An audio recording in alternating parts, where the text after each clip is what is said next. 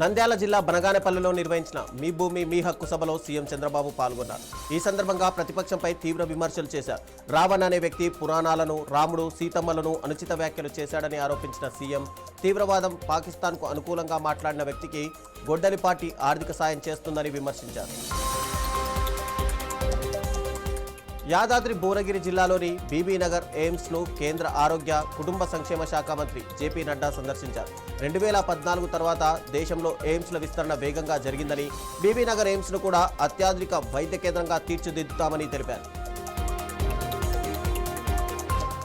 రాష్ట్రంలో సంచలనం సృష్టించిన పోక్సో కేసులో బండి భగీరథ్కు తెలంగాణ హైకోర్టులో ఊరట లభించింది. ఆయన దాఖలు చేసిన రెగ్యులర్ బెయిల్ పిటిషన్పై విచారణ జరిపిన హైకోర్టు షరతులతో కూడిన బెయిల్ మంజూరు చేసింది.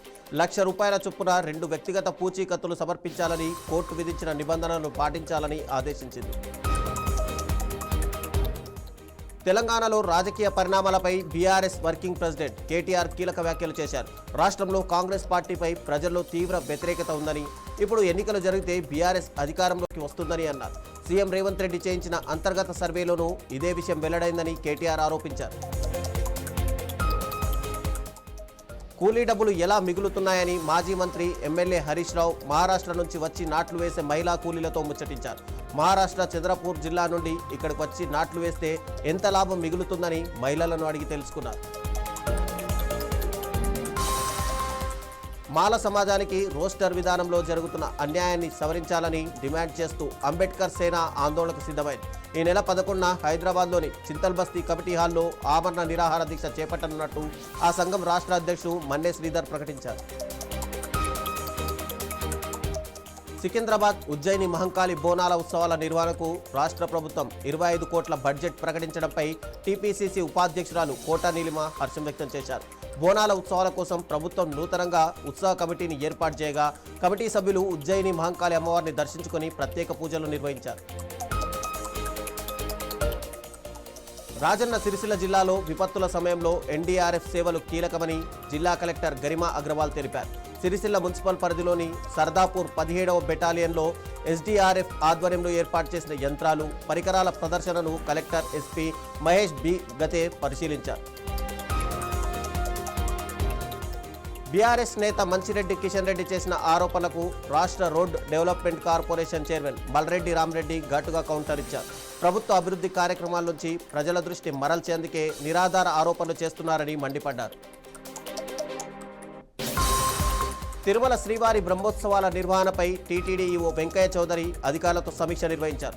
భక్తులకు ఎలాంటి ఇబ్బందులు లేకుండా భద్రత, దర్శనాలు, వాహన సేవలు, అన్నప్రసాదాల పంపిణీపై ప్రత్యేక ఏర్పాటు చేయాలని అధికారులను ఆదేశించారు. ఇరిగేషన్ అంశంపై బీఆర్ఎస్ ఎమ్మెల్యే హరీష్ రావు చేసిన వ్యాఖ్యలకు మంత్రి ఉత్తమ్ కుమార్ రెడ్డి ఘాటుగా స్పందించారు. ఇరిగేషన్ విషయంలో హరీష్ రావు అంత నిష్ణాతుడైతే గతంలో కేసీఆర్ ఎందుకు మంత్రి పదవి నుంచి తొలగించారని ప్రశ్నించారు. మహబూబాబాద్ జిల్లా బయ్యారం మండలంలోని ఇనుపరాయి గుట్టను టీఆర్ఎస్ అధ్యక్షురాలు కల్వకుంట్ల కవిత సందర్శించారు. ఈ సందర్భంగా తెలంగాణలోని సహజ వనరులు, నీళ్లు, ఉద్యోగాల పరిరక్షణ లక్ష్యంతోనే పార్టీని స్థాపించామని తెలిపారు. భూ వివాదంలో న్యాయం చేయాలని కోరుతూ ఓ మహిళ పురుగుల మందు డబ్బాతో కలెక్టరేట్కు చేరుకొని నిరసనకు దిగిన ఘటన కలకలం రేపింది. బెజ్జంకి నిహారిక అనే మహిళ ముందుగా అధికారులకు వినతిపత్రం అందజేసి అనంతరం కలెక్టరేట్ ప్రాంగణంలో కూర్చుంది. విషయాన్ని గమనించిన పోలీసులు వెంటనే స్పందించి ఆమె చేతిలోని పురుగుల డబ్బాను స్వాధీనం చేసుకున్నారు.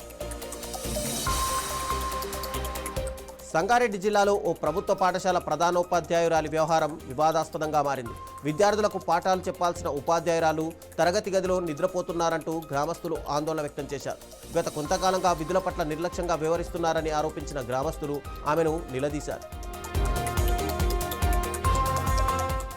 ప్రజల భద్రతే లక్ష్యంగా పోలీసులు మరోసారి మానవత్వాన్ని చాటుకున్నారు. వరంగల్ నర్సంపేట ప్రధాన రహదారిపై బురద కారణంగా వాహనదారులు ప్రమాదాలకు గురవుతున్న విషయం గమనించిన గీసుకొండ సిఐ విశ్వేశ్వర్, ఎస్ఐ అనిల్ వెంటనే స్పందించి స్వయంగా శ్రమదానంలో పాల్గొన్నారు. జయశంకర్ భూపాలపల్లి జిల్లా కాళేశ్వరంలో ఇసుక లారీల పార్కింగ్ వ్యవహారం వివాదాస్పదంగా మారింది. ఇసుక రీచుల్లో లోడింగ్ కోసం వస్తున్న లారీలకు ప్రత్యేక పార్కింగ్ సౌకర్యాలు లేకపోవడంతో జాతీయ రహదారులపైనే వాహనాలను నిలుపుతున్నారు. అంతర్రాష్ట్ర వంతెనలపైన లారీల పార్కింగ్ చేస్తుండడంతో రాకపోకలకు తీవ్ర ఇబ్బందులు ఎదురవుతున్నాయి. సుగాలి ప్రీతి తల్లి పార్వతమ్మ వైసీపీ ట్రాప్లో పడ్డారని తిరుపతి జనసేన ఇన్ఛార్జ్ కిరణ్ రాయల్ మండిపడ్డారు. డిప్యూటీ సీఎం పవన్ కళ్యాణ్ సహాయంతో ప్రీతి కుటుంబానికి న్యాయం జరిగితే కృతజ్ఞతకు బదులు ఆయనపైనే కేసు పెట్టడం దారుణమన్నారు. నాగార్జున సాగర్ ఆయకట్టకు గోదావరి జలాల తరలింపుపై రాజకీయ విమర్శలు ప్రతివిమర్శలు కొనసాగుతున్నాయి. భద్రాద్రి కొత్తగూడెం జిల్లా బీబీ కొత్తూరు వద్ద సీతారామ ఎత్తిపోతల పథకం మోటార్లను ప్రారంభించి వైరా రిజర్వాయర్కు ప్రభుత్వం నీటిని విడుదల చేసింది.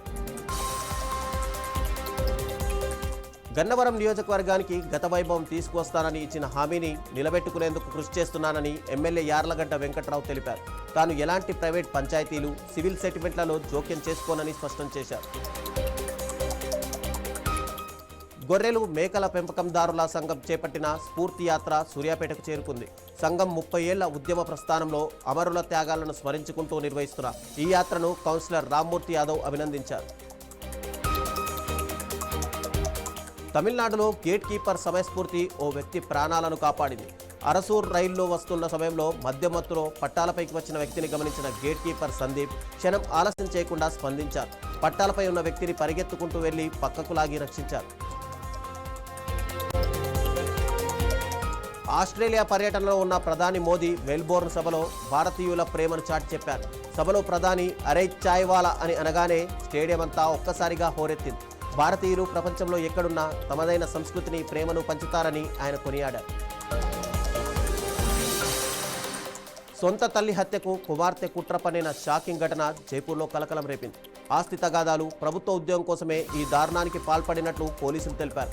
ఒక రోడ్డు ప్రమాదంగా చిత్రీకరించేందుకు కిరాయి హంతకులతో స్కార్పియో కారుతో ఢీకొట్టించి చంపించినట్లు దర్యాప్తులో వెల్లడైంది. ఈ కేసులో 7 నిందితులను పోలీసులు అరెస్ట్ చేశారు. అమెరికాలో తెలంగాణకు చెందిన ఓ సాఫ్ట్వేర్ ఇంజనీర్ కుటుంబంలో చోటు చేసుకున్న విషాద ఘటన సంచలనం రేపుతుంది. తెలంగాణకు చెందిన సాఫ్ట్వేర్ ఇంజనీర్ అవినాష్ నార్నే తన భార్యను దారుణంగా హత్య చేశాడు. పెళ్లైన 4 నెలలకే ఈ ఘోరం జరిగింది. తన ప్రియురాలి కోసమే భార్య రాజిత సుబ్బనేనిని అవినాష్ చంపినట్లు పోలీసులు గుర్తించారు.